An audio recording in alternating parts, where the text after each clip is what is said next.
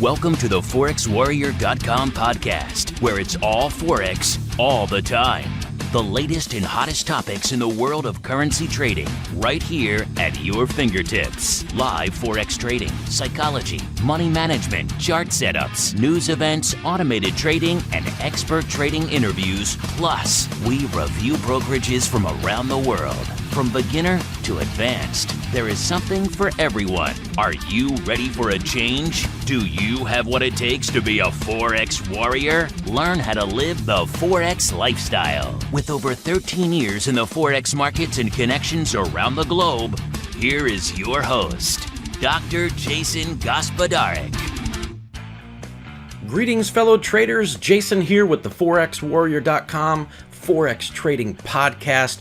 Boy, do I have a real treat for you. Finally, I was able to hook up with a guy who's taught me so much about the Forex markets, someone who's been in many times longer than myself, and I'm talking many decades longer. We have Andrew Lockwood, one of the mentors over at ForexSignals.com. Him and I actually started out doing live streams on Forex Signals. I think we did about a year where him and I were the two mentors on that website. And our relationship goes back until that time. Really good information that we're going to share here. I'm not going to get into too much detail here with this little intro because we're going to cover everything in the podcast itself. So I just want to say thanks again for listening and welcome aboard to the ForexWarrior.com podcast. Here is Andrew Lockwood and myself having just a heart-to-heart chat about the Forex markets, the good things we know, the bad things we know, the problems that traders go through, and I think you're just going to love it. So stay tuned and I will start the episode.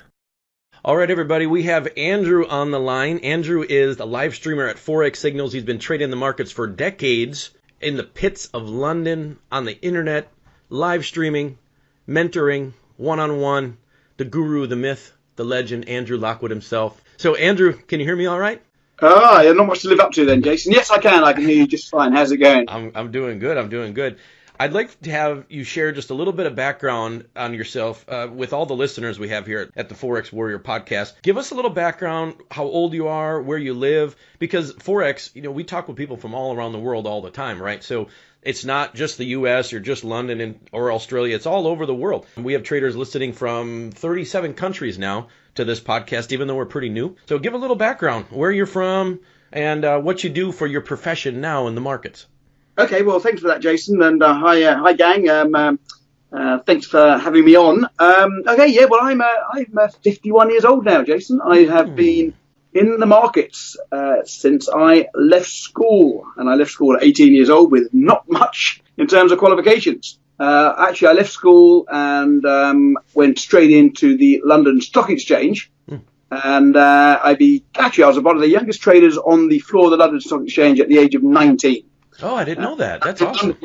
In London now, and I still live in London, and today's a lovely sunny day here in London. But yeah, I mean, the city was a big different than obviously it is today. From the floors, from the London Stock Exchange floor, I went straight on into the futures and options pits. Now, I don't know if you've seen that before. Have you seen all these coloured jackets, the shouting and screaming? The film, Eddie Murphy was in one of those films, wasn't he, once? Yeah, that's right. Trading Places or something? Yeah, that's right. So that's what I was. I was on the floor, and that was basically all shouting, screaming, hand signals, and I pretty much did that all through my 20s and 30s. For those of you that know, that all basically went electronic at the turn of the century. And we moved on to the screens. So I'm now living back here in London, trading from my home office, working with Forex Signals. We do lots of live events there and streaming and what have you. But I live here. I've got a wife and 3 children, to answer your question directly. Ages 14, I think 11 and 8. And they keep me busy as much as everything. So it's great. I mean, it's from the floor to where we are now.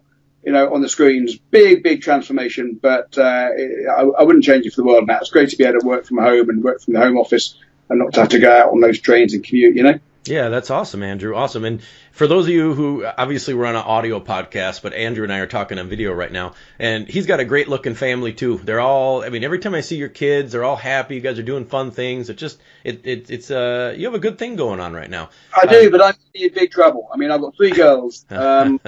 when my wife announced that she was having, our third, and I thought to myself, well, do we want a boy? And I thought, well, maybe we'll have a boy. But then I thought, well, do I want to be playing soccer or football at the age of 50 in a park? So I was quite pleased to have girls. Now I'm ruining the day because girls need to be earning a good chunk of money to be keeping up with their online buying and so forth. But yeah, that's awesome. But it's great. Couldn't change it for the world. Yeah, that's awesome. Well, actually, my wife's from the Philippines, Jace. We're actually going out there in about 3 weeks' time. So I'll be just taking a few laptops and setting up from the other place out there in the Philippines, which is a great place to visit. Yeah, that's cool. That's really cool. And again, I'm going to be piecing this podcast together for all the listeners here. But for those of you who don't know, Andrew and I did the live streams together on Forex Signals for, how long did we do that for? About a year, almost a year together? Yeah, it was, Jason. I'll tell you something. That was a real fun time. I really enjoyed that. Yeah. We used to get together. We used to do one on a Friday, if you remember. And we used to have to sit there talking about about current affairs and markets. I mean, normally we'd be just chatting about families and dogs and kids and all that, and say, "Hey, we should be live. Let's go on." I know, right? It was cool. I mean, big following though. I mean, obviously, it all makes for good listening, and we had a lot of great following. Really enjoyed that. Yeah, it was fun. It was really fun, and with Andrew being in London and me being in the central U.S., it was great as far as time zones go. And how many times were we streaming that? I think I did 5 a week, 6 a week, something like that. Well, yeah, you were on, I think, a couple of times a day. I mean, I was on certainly 2 times a day.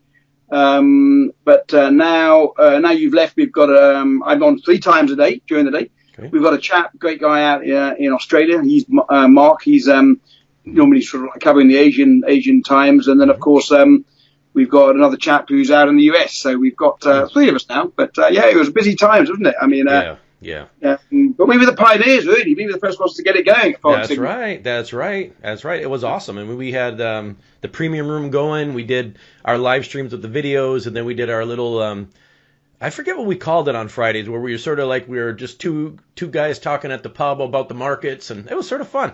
I liked it. It was good. And we had to say we had a good following as well, and it went down well as well. Sometimes, even like now, you forget you're actually talking to. And I'm talking to you now on a one-to-one. I'm looking at your video. I forget that other people are listening in, and sometimes it can get you in a bit of trouble, can't it? But no, you soon lose yourself in conversation, don't you, when you're talking to someone that's like-minded, I guess. Yeah. No, I hear you. So to get us on track a little bit for the listeners, because obviously they got to get to know you a little bit, and I think that's really important. That's one of my favorite parts of working with you is getting to know you and your background. Yeah. How did you actually transfer from being in the pits in London to the Forex market? Can you give us a little summary on that and why you're here now instead of still doing more of the stocks and investments that way? Well, I mean, as you know, you might not know, but the open outcry exchange floors were going electronic, basically about the turn of the century. And London closed down. I was moved up into the office. I was trading from the office, looking at screens, and it was like a battery farm sitting there in front of all your machines. And that wasn't really for me. So I went out to Singapore in Asia, where the markets were still open outcry. And basically, we were expecting them to go electronic at one point, and I was out there still trading from over there. And it was about 2004, 2005 that they decided to go electronic themselves. My then-time girlfriend, she fell pregnant, and I thought, well, do I want them, brought up in Singapore, where it's really, really hard to bring a family up unless you're wanting to work 18, 20 hours a day.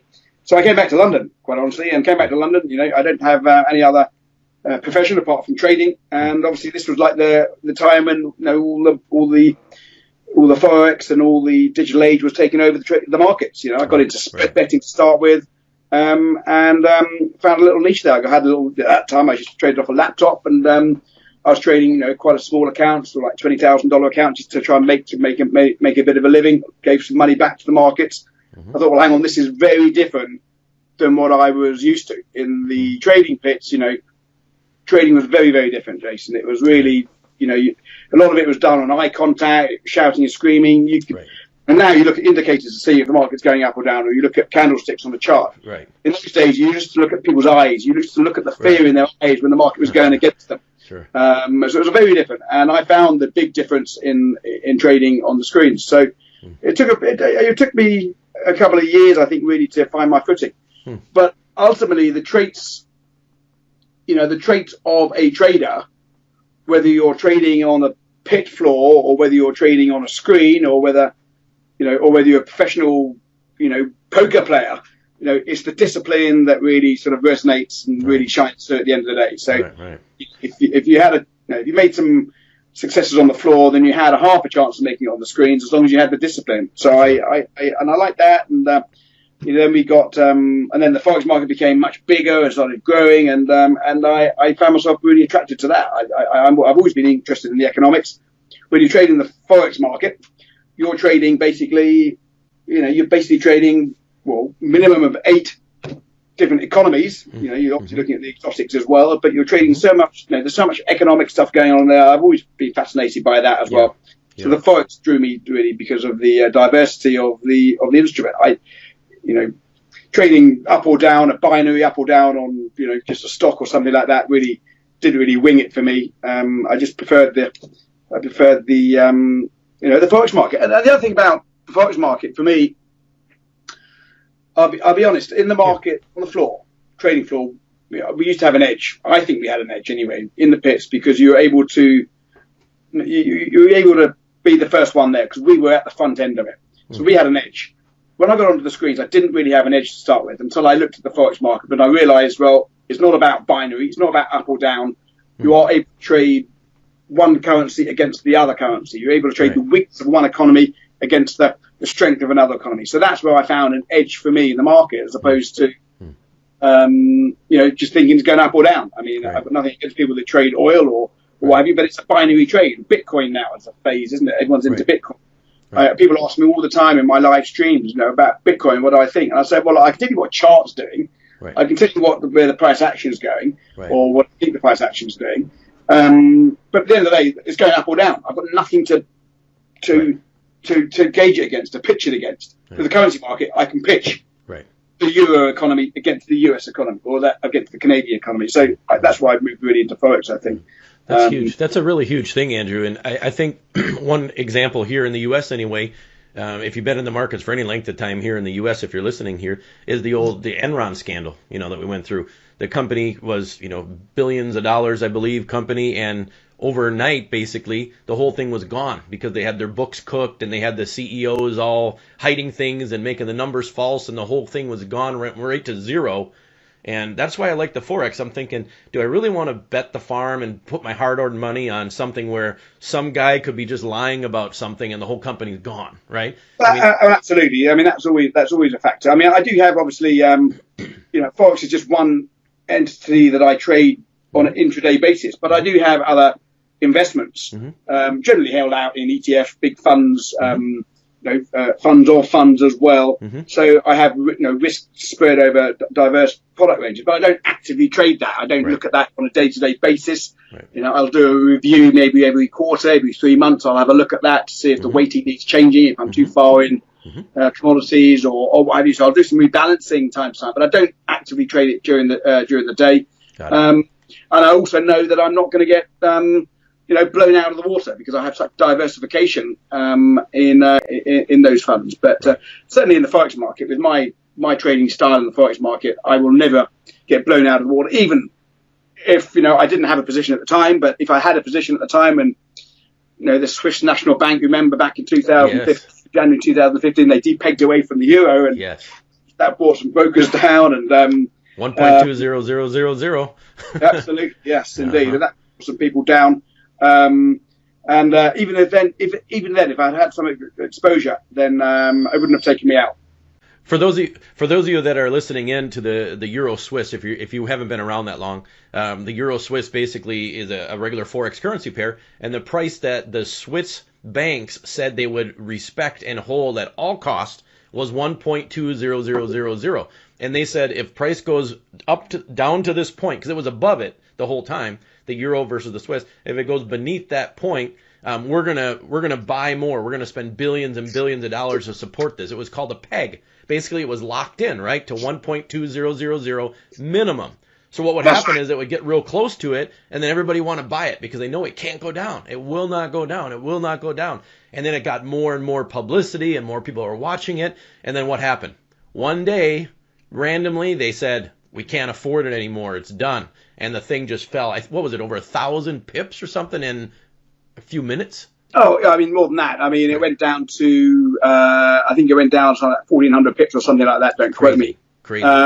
It wiped and it took out some brokers, though. I mean, there's a couple of big brokers. I mean, Alpo, I think, was one, and I had a small amount of money in a broker, in a UK broker, which I was covered by the FCA, which is a government agency that protects if brokers go down for whatever.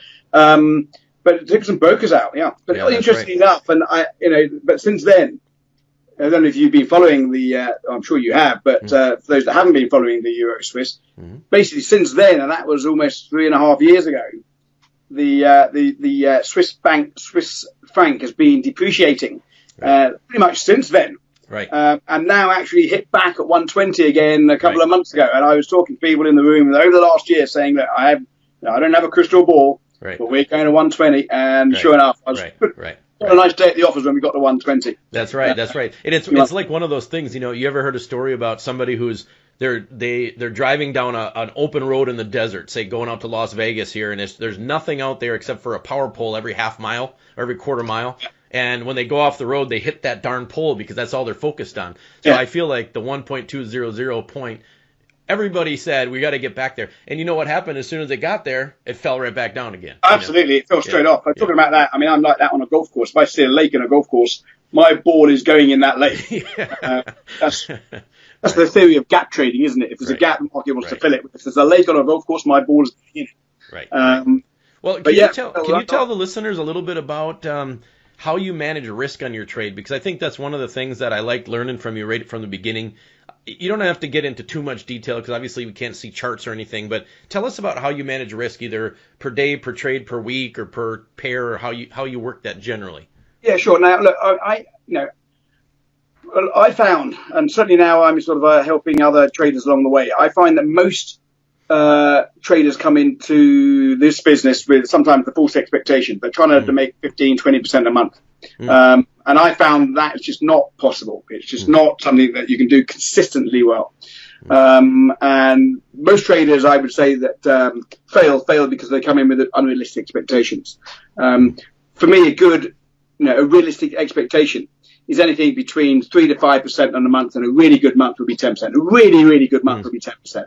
So with that in mind, and I'm never going to blow in a trading account. I mean, you see many people blow trading accounts. I will never be blowing in trading accounts. My kids have to go to school. Right. I've got to pay the bills. I don't trade. I don't blow out trading accounts. So my risk per trade is pretty small. It's going to shock a lot of you. My risk per trade is normally about 0.25% per trade on any one currency pair, with a maximum correlation, because obviously some pairs are correlated, with a maximum correlation of 0.5. So on one particular currency pair. Now, I have a personal risk management in my plan that says when I get up, and if I get up to my target of 4% a month, then I take on additional risk. But if I drop back down to below 3%, then I'm back to my regular risk profile. But I give myself an opportunity to get up to the 7, 8, 9, 10% by increasing risk once I get to a certain target. And if I drop back down, then I'm back to my regular 0.25% risk per trade. That's great. So as far as I'm concerned, I sleep at night. I don't have to worry about my trades. I don't have to worry about positions. I'm not watching. We all have the apps on our phone, Jason. I don't know if you're like this, but I glance at it now and again when I'm off my desk. But I'm not bothered which way the markets are going because I have very limited exposure at any one time. Right. I'll have more winners than losers in the course of the month. Well, when I say that, my winners will be bigger than my losers. I might have sometimes more losers, but my losses are smaller than my winners consistently, if not even to them. And I'll manage risk accordingly. But it's the unrealistic expectations that kills a lot of people. I know what's achievable, certainly the way I trade, and I stick to it. And I would I would love to speak to someone that makes 15, 20% a month consistently and has done for the last couple of years. Right. I tell you what, I think Warren Buffett would be quite happy to speak to you as well. That's right. You know, what's interesting is I'm sure, and I don't know about you personally, but I'm sure a lot of people listening, they've taken small accounts, $100, $1,000, $5,000, and made 10 times profit in a week or 5 times or doubled it in a day. That's what the excitement, the sort of Lamborghini and the fancy things that people get all excited about with trading, but to do it consistently is really hard. And I'm sure that you've seen, or way before I did even, the reviews of different Forex brokerages and the best hedge funds in the country and the world. And, you know, if a hedge fund can get 20% a year for years and years and years, they're in the top 10. You know? Oddly enough, I've actually just done a video for the room here, talking about that. In fact, I mentioned Warren Buffett. Oh, cool. Part of the comment I mentioned in that was, you know, Warren Buffett has been making consistently 20% a year over the last 50 years or so.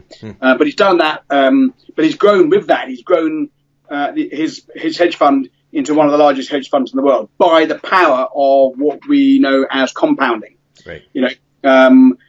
If you make 2% a month, Jason, you know, and you compound that over the course of 12 months, then you're going to be, you know, you're going to be making 27, 28% in the first month. You're going to be making, in the first year. And of course, if you take that out for 5 years, then you're going to be making, you know, over, I can't work out the percentage now, but, you know, you're going to be making significant gains by compounding. Right. So I say to anyone that's coming in here, you know, keep chipping away, compound up. Try not to take money out of the account initially. Right. Build it up. When you've got a big enough account, then you can start making withdrawals from there, and then you can start, reaping the benefits. But when you're starting off in trading, you should be, you know, looking at the bigger picture, not looking at about how much money you can make per month. Right. So you're looking about how you can grow the account over time. Right. And that's the hard thing that I've learned. And I have I think probably the most exciting, question to ask you for people listening here next, and I can't wait to get to it because I want to hear your answer. But I think that's the hardest thing, in my opinion, for traders to learn is people who come here, a lot of them are working a 9-to-5 job, or they only have a set amount of money to invest, whether it's a few $100s, a few $1,000s, something like that, and they're trying to quit their job and go full time and get rich quick and that kind of thing. Or maybe they're in the middle. Maybe it's not that dramatic, but their goals are so big. And for you to say, hey, I want to get 2%, 3%, 5% a month would be amazing. You either have to have the time to learn and not want the money coming back in right away because you don't have enough money to make it worthwhile for you to put all this effort in, or you have to have a lot of money. And not a lot of people, you know, that I know anyway, have 100,000, 500,000, $1 million to start with. So here's my question for you, and just off the top of your head, what do you think the most critical mistake that traders make along their journey to try to become successful in the Forex market? What do you think their most critical mistake is? I mean, you've mentored hundreds of people, you live stream, you have views on YouTube that have hundreds of thousands of views, you've got all these comments and people. What do you think the biggest mistakes are for people listening to this podcast so that they can learn from you and not make the same mistake themselves? What do you see the most? Okay, well, it sort of ties in with what I spoke about a moment ago, and that's expectations. Because people come in with the wrong expectations, or they think the market's going to give them something, that it's basically not able to give them. You know, most people, you know, unless you're Lionel Messi or some professional sports player that loves his job, most people in this life would like to change their careers, and they want to, look for a better life. They want more secure. They want more, security, and they also want more independence and freedom. So they think the Forex markets are going to give them that. So they start coming into this with the wrong expectations. Right. Now, I'm not saying that you can't make, a career with $1,000 or $5,000 trading account. You know, of course you can. I'll talk about that in a moment, how you can do that. But most people come in with the wrong expectations. And with that, means people take on excessive risk. Right. And undoubtedly, when people take on excessive risk, it's going to go either two ways. They're going to make lots of money initially, or they're going to lose it and blow their account. Right. Now, to be honest, the best of those two routes is to blow the account. And then you learn a little bit of a lesson, right. And then you come back and say, well, I'm not doing that again. To make the money from the get-go, and that's dangerous because people make the money and then they leverage up and then bang, that goes as well, and they've lost a lot more than they could even imagine starting off with. because the market will always want to take back. It's not there as a cash machine, an ATM. So people come in with the wrong expectations. With that, they take on excessive risk. So appreciate what the market wants to give you, and look at the longer term objective. Nothing wrong with wanting to change your career, but you don't become, your profession. You're a doctor by profession. You don't become a doctor with by doing a quick online course and becoming and sticking money in the account, or sticking money in a surgery. It takes training, it takes time. Same as becoming a pilot. I mean, I did a pilot's license a few years back. It took me 40 hours flying before I got my license, and even then I couldn't fly, although I had a license. So look at it as a longer term thing. Don't rush it. Be realistic of expectations. Give it a realistic period of time to achieve it, and have a goal. And the goal is, to grow the account. And just back to what I mentioned a moment ago, Jason.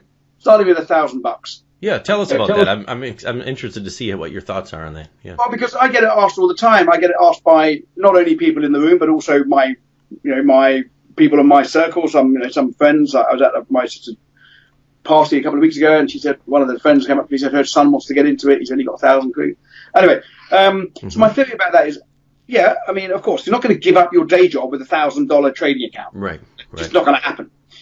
But if you understand how to risk manage, if you understand how to read price chart, if you understand how to to control risk, look after money management, and then if you can consistently grow that account 3%, 2%, 5% a month consistently over the course of, say, a year to 2 years, and you can prove what you've been doing, boy, there'll be people throwing money at you. I mean, give me a call for one. I mean, right, sure. Because I'm serious. I mean, if someone can come up to me and say, look, here's what I've been doing for the last 2 years.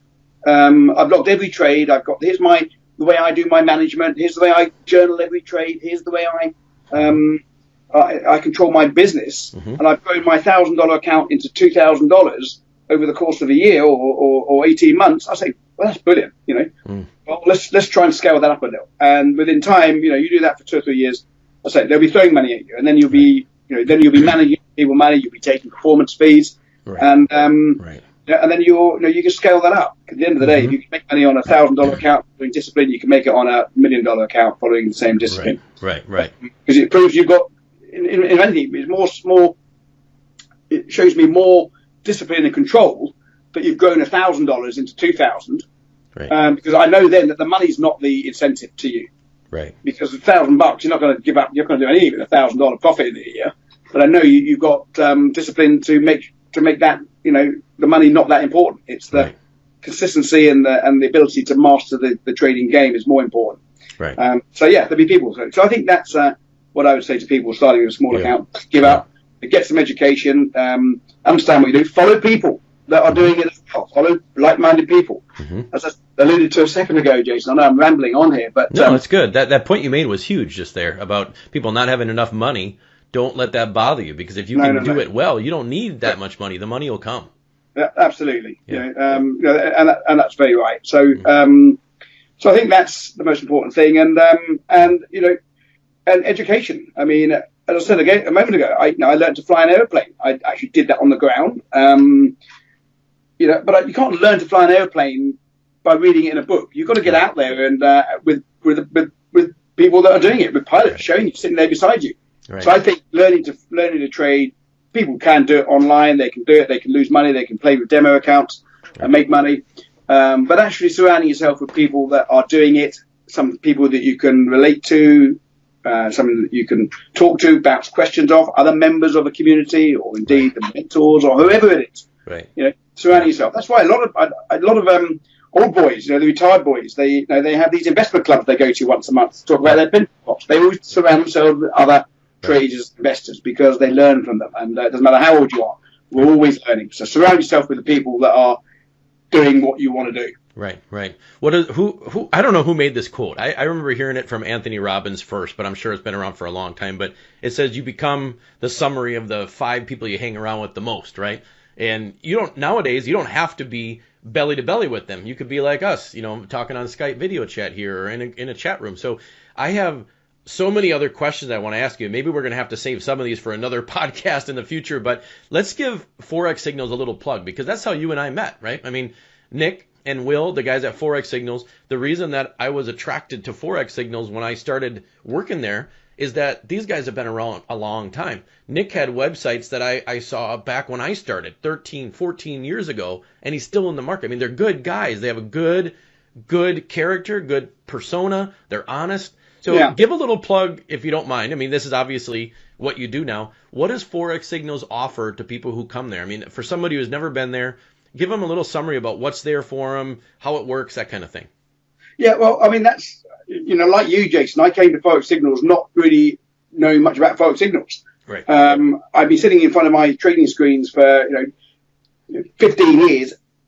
All the family are out at school all day long. It's quite a lonely business. So I sort of like went out looking for a bit of a place to hang out, chatting to other traders, just for the, because it's always good to talk to other traders. And I found Forex Signals, I think on the websites, on the web searches somewhere.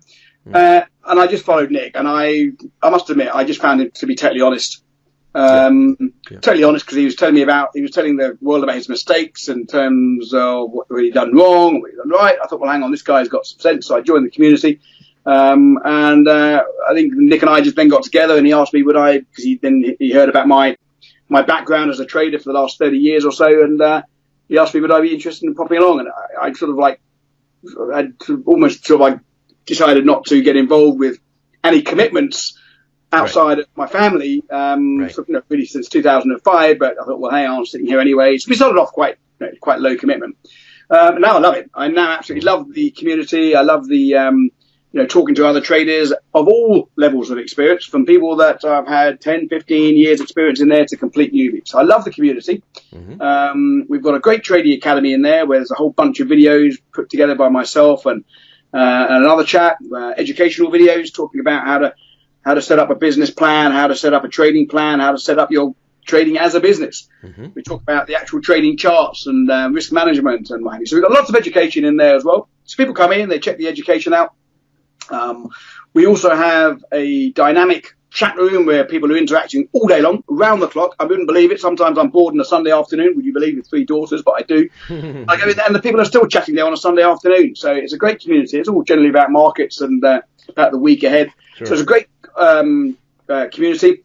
We also offer live streams throughout the trading day. So as I alluded to a moment ago, we stream around the clock, 24 hours a day, 5 days a week, with basically real-time analysis of what's going on in the markets, looking at key levels, support, resistance, where we're going to be buying, where we're selling, take live trades in front of people for them to follow, and always giving in the hand-holding, mentoring, the coaching, keeping back to spin and emotions, because that's important. I mean, so many times, people will say to me, I've learned so much just from hearing me say, don't chase a trade, don't feel compelled to be in a trade, Someone said to me this morning about dollar yen. I said, why do you want to be in dollar yen? It's not doing anything. If all you trade is dollar yen, go and mow the lawn. Because nothing's going on at the moment. Don't feel compelled to be in a trade. So we give out lots of sort of like these sort of ad hoc mentoring, and he said, yeah, please, you did that. I think he's gone off somewhere now.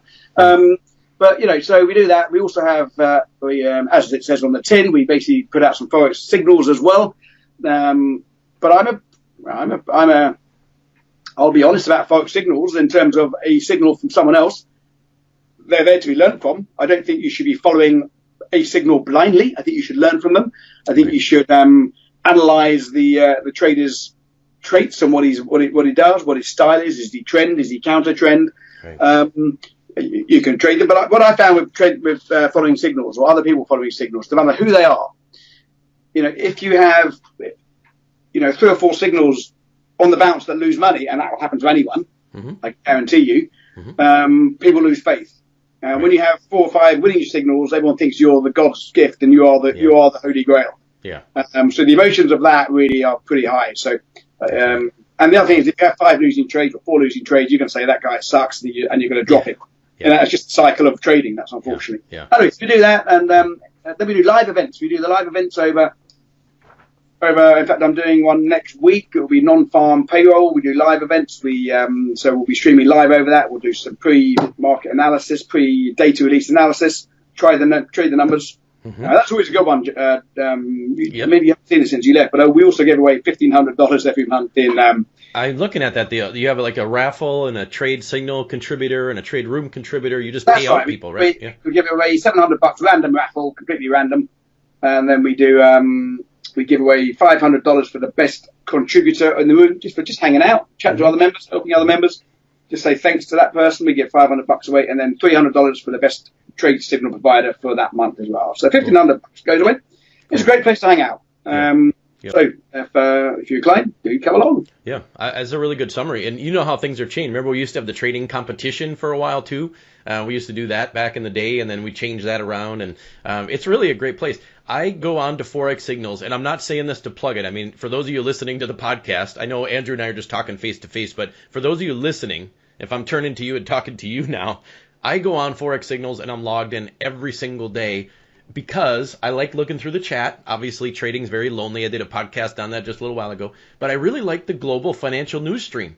And the global financial news stream is basically a summary, and you can correct me on this if it's different, Andrew, a summary of a whole bunch of different Twitter feeds that are all in the Forex market, and it updates in real time, and then it turns green when the new ones come, so it sort of gets your attention.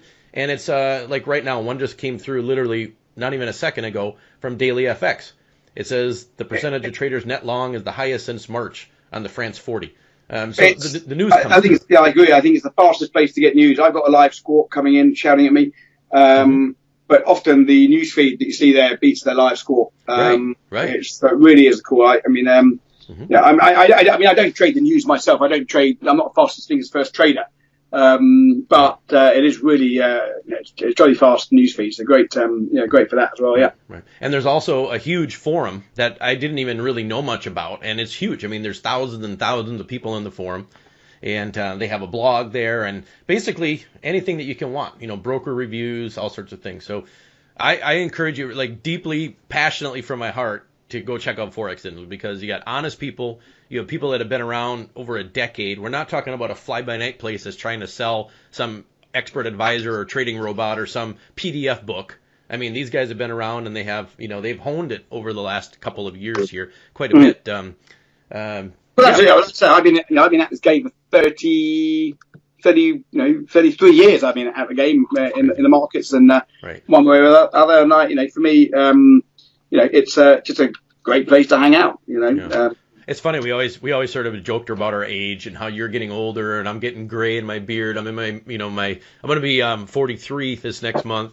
And what you keep in the beginning of this podcast, you kept talking about, well, not kept, but a couple of times you said back at the turn of the century when they did, and I'm thinking, Andrew, that's not making you sound any younger, man. It's going back at the turn of the century before computers were invented and they had all this electronic stuff. I mean, you've been around a long time. And you're still here. So I always I used to live when everything was in black and white. So that's funny. That's funny. Yeah. But the point is, if you're listening to this stuff, I mean, it's not easy to find people online who are honest, who aren't trying to sell you something for thousands of dollars and then they close up shop, who've been around for a long time. And the reason they've been around is because the way that they do things works. Controlling your risk, talking about psychology. One of the reasons that, actually the main reason that I even started the ForexWarrior.com podcast is because I was the guy interviewing the people from the competition who won. And we loved it. And it was great. And it was a good time. And then eventually we got rid of the contest and then, the podcast as well. So I think you even said, or Nick said, hey, you should have your own podcast sometime. And I said, hey, that's a good idea. You got that DJ voice, Jason. I mean, it's just a really cool DJ voice.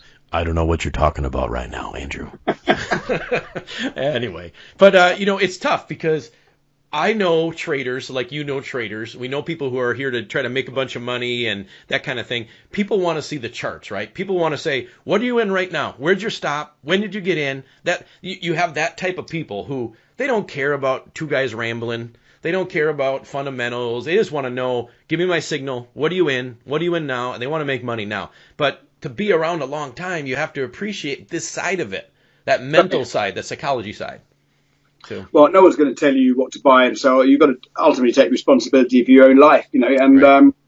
you either a follower or you take control of yourself. You lead your own life at the end of the day. So, but obviously you need to maybe sort of groundwork assistance to get you there. And that's why I think, as I said a moment ago, the community that you are involved in really does help in that. I mean, what the problem with this industry, Jason, if I just sort of like almost say, is there's so much marketing out there.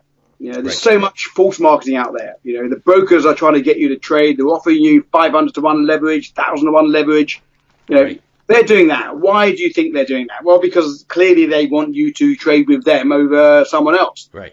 And why do they want you to trade with them? Because clearly they think that you are going to lose your money and they will take your money. Right. So people come into this business with these false expectations. It's not their fault ultimately that they've lost money because they've been sucked in by this marketing.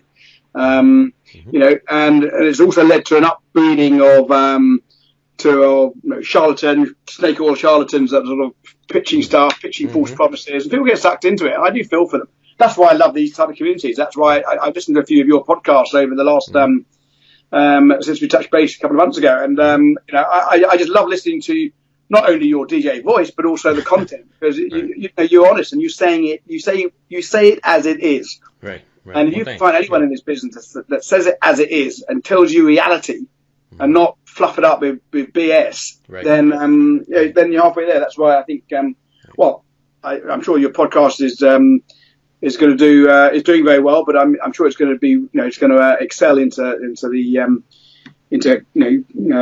second half of the year and into 2019. I think it's going to be top up there because it's honest and it's true. Right. Well, thanks a lot, Andrew. I really appreciate that. And you and I, we should maybe do more of these. We should do a couple more because it's fun to do and it's fun to get in touch with you. I wanted to ask you about how you trade. I'm still live. I forgot we're still live. Yeah, we're still. See, I know it's funny. I'm not going to ask you these questions, but people want to know. What do you trade? How do you trade? What are some of your rules? Let's save that for a different time. Because I don't want to make this too long. Most people aren't going to sit for an hour or two and listen to a podcast. And now we're coming up on 40 some minutes here or so. But you and I talked back when Forex Signals, not Forex Signals started.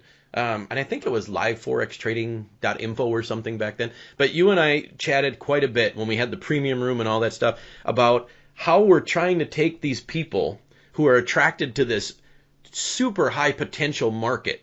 Most of them come through the BS marketing. Like you said, the charlatans. That's how they find us. They want to get rich. They want to learn how this is better than the stock market. And this is faster and bigger and the leverage. And we try to harness those people, tell them to calm down, and decide if you want to be doing this long term or if you want to try to hit it out of the park and get rich quick or lose your money and move on. So I always saw us as sort of like a cog in a wheel where we're trying to slow them down a little bit and trying to get a piece of the real world, because there are people who hype it up and there are people who sell stuff for thousands of dollars and then they're gone in a couple of years. Some people like that.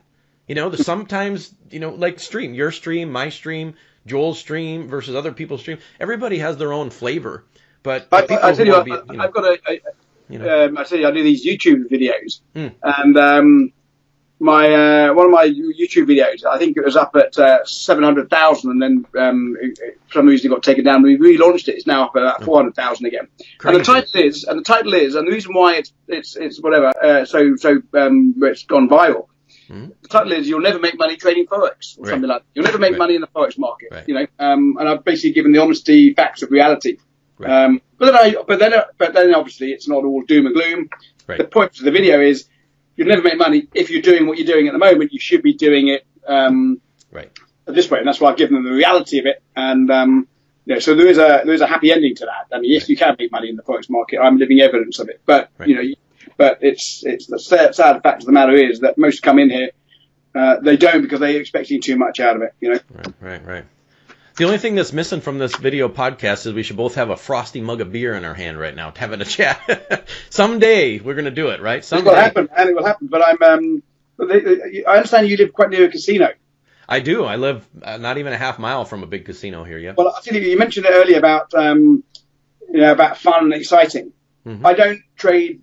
My trading is not fun and exciting. It's not fun and exciting. It's pretty damn boring, which is maybe why I started joining up with all these other communities. Right. But I do love a Saturday afternoon watching the football here in the UK and having a $20 bet on the football, $20. Doesn't matter if I win or lose. If I have a good day, I might make $100. I love going to the casino, take myself $100 away. If I make $100, I've had a great day, a couple of beers. That's, to me, is fun gambling. I I don't gamble in the Forex market. Right. You got it. Coming over and having a punt with you in the casino for a bit of fun. Yeah, right. And for those of you who haven't seen the YouTube channel for Forex Signals, check it out. Andrew has some cool videos. This was back, I don't know how many months it was ago, 6 months ago or something, when you're on that boat going down the river or wherever, and you're talking about trading, and then you had one with your dog in there, and one at your villa in Thailand and stuff. It's pretty cool, you know. It makes it more fun. A bit of fun, but also a bit of education in there, and a bit of reality. I'm not selling anything. I'm just telling you facts, right. As it is. But yeah, it's good fun doing them. I mean, I like that one that we did. Basically, you know, I'm checking my phone every 5 minutes. I'm losing my dog in the park. Right. I mean, that's funny. You know, you should be like that. But trading funny. should be, fortunately, not too exciting. Yeah, you got it. We talked about this before we actually started recording, about telling people with Forex Signals how much it is and things. And right now, I mean, the cool thing about podcasts and doing YouTube videos is you might be listening to this 5 years from now. So I don't think it's fair to talk about the price. But what's really surprising to me, and you and I talked about this for hours and hours, a couple years ago, year and a half ago, about how inexpensive it is. I mean, we said, boy, they're getting all these live streams, these courses, and all this stuff, and the price. Oh, it's not expensive. We're not in it to, we're not in to rip people off, Jason. I mean, it's really, really inexpensive. Annual fee that's not much more than you pay for a good financial education book. Right. You buy on Amazon. Any books out there. I mean, not much more than that. Or if you want to try it out, you can normally try it out. There's a monthly fee as well. Of course, I don't know when you're listening to this podcast, but there's a monthly and annual. Annual makes much better sense. Mm-hmm. At this moment in time, who knows when you're listening? But there's always there's a trial as well. Come in, there's a 7-day trial, doesn't cost you a dime. But right. But I don't know what it will be whenever this goes live or whenever people are listening, because obviously.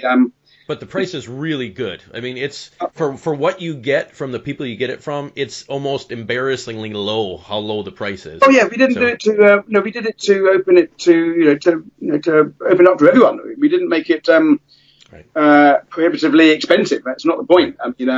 Right. It's So anyway, check it out. See what it is at the time. But it's not as much as not much at all. Not much more than a good meal out with your good lady. All right. Do you have any parting words of guidance or any advice for the listeners? I mean, you hit the most important things that I think people have to deal with psychologically in trading. Any closing remarks before we wrap this one up?